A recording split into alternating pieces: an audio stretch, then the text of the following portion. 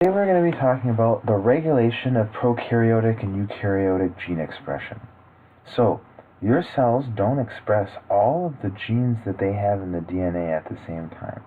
Sometimes certain genes are expressed or transcribed and translated. Other times other genes are transcribed or translated. And this control is called regulation of gene expression. So first we'll start with prokaryotes. Prokaryotes respond to changes in the environment by regulating gene expression. So, different cells might have to deal with different things, different cellular processes depending on what's in the environment. This is especially true with bacteria prokaryotes. And they change how they respond by regulating gene expression. They need to promptly respond to changes in their environment. For example, they need to respond to maybe varying levels of nutrients that are present in the environment. For example, tryptophan. Some bacteria that live in your stomach feed on tryptophan. And if the bacteria in your stomach don't have a lot of tryptophan, for example, like you haven't eaten anything with the amino acid tryptophan in them, they might need to synthesize it on their own. And they have a set of genes, tryptophan A through E, that when they're transcribed and translated, create different enzymes to synthesize tryptophan from different precursor molecules. So if you're not eating any tryptophan and they still need it, they still need to make it, but they do that by synthesizing it from other compounds that are prevalent in the bacteria. And they can do that by transcribing and translating different genes to make tryptophan. However, sometimes you do eat tryptophan. And when that happens, the bacteria don't need to be making these tryptophan enzymes anymore because they have tryptophan. They don't need to be making it. So when you eat tryptophan, and the bacteria gets this huge influx of tryptophan, tryptophan itself will come back and inhibit this enzyme, this first one in the pathway, and stop it from working. Therefore, the bacteria doesn't spend all this energy in making tryptophan when you have a ton of it. So that's just an example of feedback inhibition, or negative feedback. The product of these steps of enzymatic reactions inhibits the very first steps. When you have a lot of tryptophan, it's going to stop tryptophan from being made. In regulation of gene expression, tryptophan, the presence of it, can also inhibit the transcription of these genes that make enzymes for anabolically creating tryptophan from precursors. And it's this side that we're going to talk mostly about today. Bacteria cells, or prokaryotic cells, regulate gene expression primarily through the use of operons. And operons are not really in eukaryotes. Right? And what an operon is, well, first of all, DNA strands have a promoter, right? That's where the RNA polymerase binds to. It's like this is where you're going to start transcribing this gene into mRNA. There is a portion of the promoter called the operator. And this is the switch. It's the section of the promoter that basically turns the gene on and off, or turns transcription on and off. When the operator is off, RNA polymerase doesn't bind and doesn't transcribe that gene. When the operator is on, it does transcribe it. It does create that gene. So the operator is the switch, and an operon is kind of this whole stretch of DNA that includes the operator, the promoter, and all the genes that it's responsible for turning on and turning off. Now we're going to talk about the function of an operon using this first example. It's called the trip operon, or like we looked at the last slide, the operon that's responsible for controlling the transcription of the different tryptophan synthesizing enzymes. So The key that turns this operator on and off is called a repressor. So a repressor binds to an operator, and the operator and switches it off. So in some operons, they're called repressible operons. And the trip operon is a repressible operon. The operator is in an on state. So without anything binding to it, it's on, meaning it's telling the polymerase to go and transcribe these genes. This repressor can bind to the operator and turn it off and make RNA polymerase not bind and not transcribe these things. But what this repressor, first of all, this repressor is made or is synthesized, because it's a protein, at a regulatory gene. A regulatory gene is outside of this operon, or it might be in an intron in this operon, and it synthesizes, or is responsible for synthesizing this repressor protein. Now in repressible operons, this repressor protein is inactive, not active, when it is synthesized. It needs to be turned on. So if it's inactive, it can't bond to our operator, it can't shut it off. What it needs is something called a co-repressor, or a molecule that activates the repressor. And in the tryptophan, or trip operon, that is the tryptophan molecule. So if we're eating a lot of tryptophan, we don't need to synthesize tryptophan, or bacteria don't.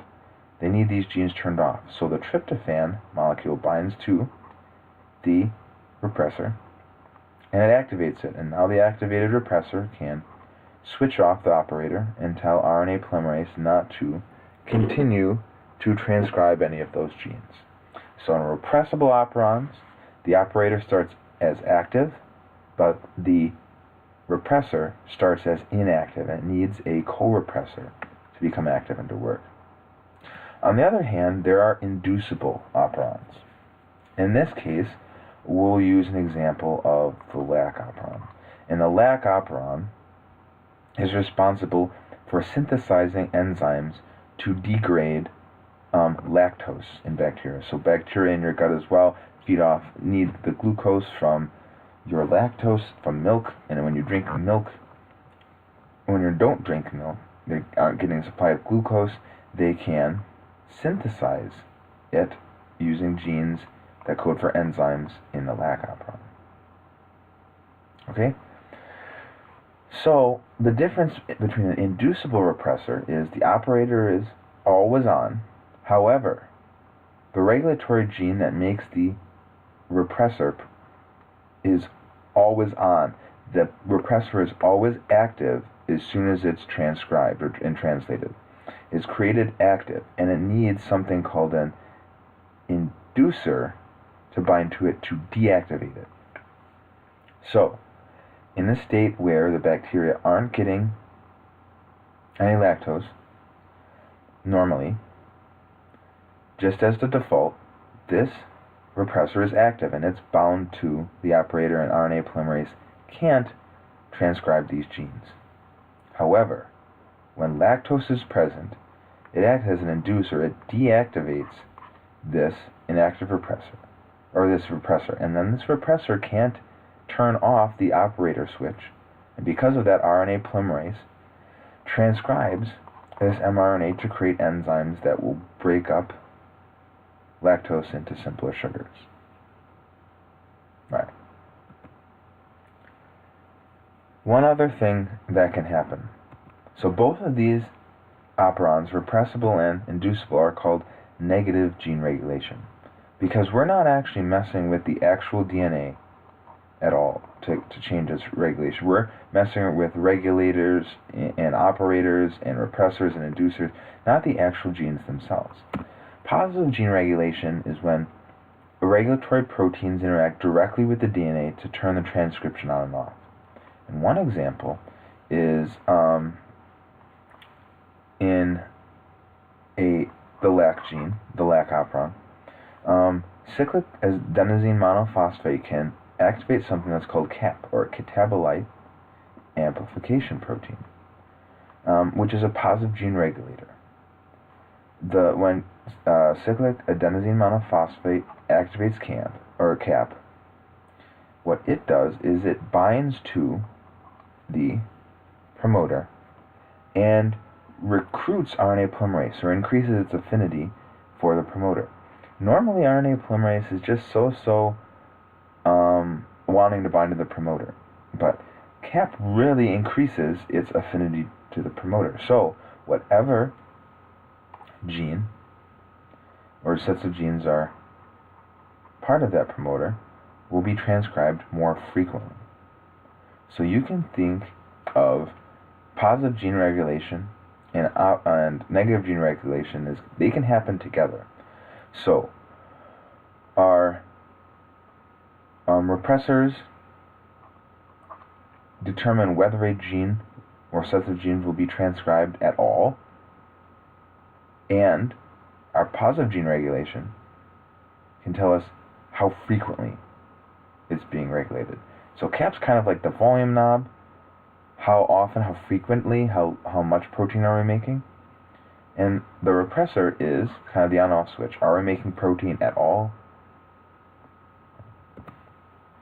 The second thing I want to talk about was eukaryotic gene regulation. So eukaryotic gene regulation is a lot more complex. So all the cells in our body have pretty much the same DNA, except for like blood cells and certain things like that. But they only ever transcribe about 20% of their genes. The difference between a liver cell and a skin cell and a muscle cell isn't the DNA that those cells contain, but rather which 20% of the DNA that they have in all their cells is expressed. They each express or transcribe a different 20% of the same copy, but that difference creates all the specialization within your cells. So, two types of gene regulation that happen in eukaryotic cells are called epigenetic mechanisms.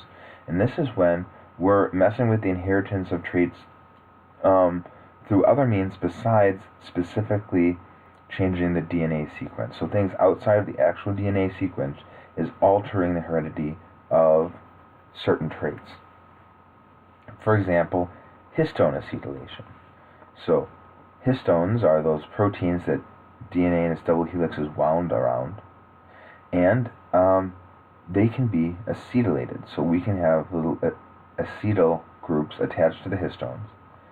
And when that happens, they spread out. And if they spread out, RNA polymerase is able to fit in here and transcribe these genes. So eukaryotic cells can change what's being transcribed or not by either acetylating or deacetylating the histones. DNA can also be methylated, so little methyl groups, CH3, can be stuck onto the backbone or the sugar phosphate backbone of DNA and inhibit polymerase from coming and transcribing different portions. So genes can be turned on and off by the methylation tags on DNA. We can also mess with kind of the transcription of what outside of the epigenetic mechanisms. We can regulate eukaryotic gene transcription. So transcription can only occur when RNA polymerase binds with the promoter. And to do that, it needs the help of general transcription factors, which are proteins which help RNA polymerase bind to the promoter. Now, there are things called special or specific transcription factors that help to regulate the recruitment of these general transcription factors to the promoter. And these specific transcription factors bind to places called enhancers. They're control elements that control transcription that are distal to maybe thousands of base pairs away from the promoter. These specific transcription factors can bind to these enhancers and help recruit the general transcription factors in RNA polymerase to the promoter. Alright? So, if specific transcription factors bind to these enhancers and activate them, what they will do is they will recruit general transcription factors. And they do that by kind of initiating DNA bending. A DNA bending protein bends the DNA and brings the enhancer region, the control region, closer to the promoter, and so that these specific proteins can help the general transcription factors in the RNA polymerase bind to the promoter and start transcription. Well, so how can eukaryotic cells switch on and off different genes at the same time if a bacterial operon structure doesn't exist? So eukaryotic cells don't really have an operon structure. And we use the enhancers for this. So different genes on different, even chromosomes, might require different enhancers. So for example, in a liver cell, there might be a prevalence of specific certain specific transcription proteins that can bind to the specific enhancers to create to increase transcription of albumin genes, which the liver needs to synthesize. But liver cells don't need to synthesize crystalline genes, so because the liver doesn't have a high concentration of those specific proteins, it doesn't synthesize it. However, lens cells do have a high concentration of those specific proteins, those specific transcription factors. And so, crystalline genes are expressed by those binding to the enhancer, certain enhancer region, but albumin is not expressed. So depending on which enhancers are activated by which specific protein activators, different genes may be turned on and off depending on what cell type it is and what available activators are available. Alright, we can also regulate eukaryotic gene expression through transcription and translation. In transcription, we can do something called alternative splicing. So mRNAs may be spliced in various ways, removing different introns and creating different mRNA transcripts. So if 1, 2, 3, 4, and 5 are our exons and the rest is introns, what we could do is we could splice out this, and all of this from a spliceosome and create a mRNA that's 1, 2, 3, 5. Also, a different spliceosome could splice out 3 instead, and we get 1, 2, 4, 5.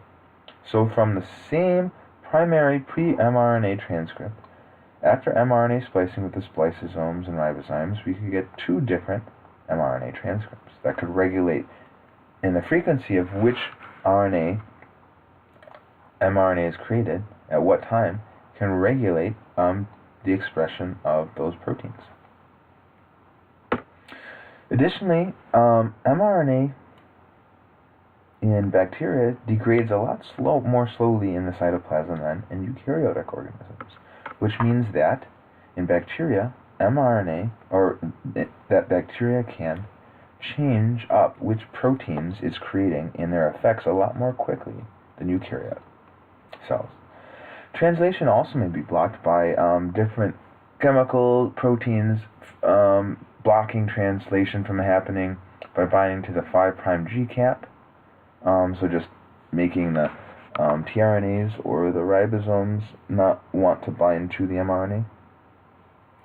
Polypeptides, so the finished polypeptide chain may be phosphorylated or altered after transcription, or after translation,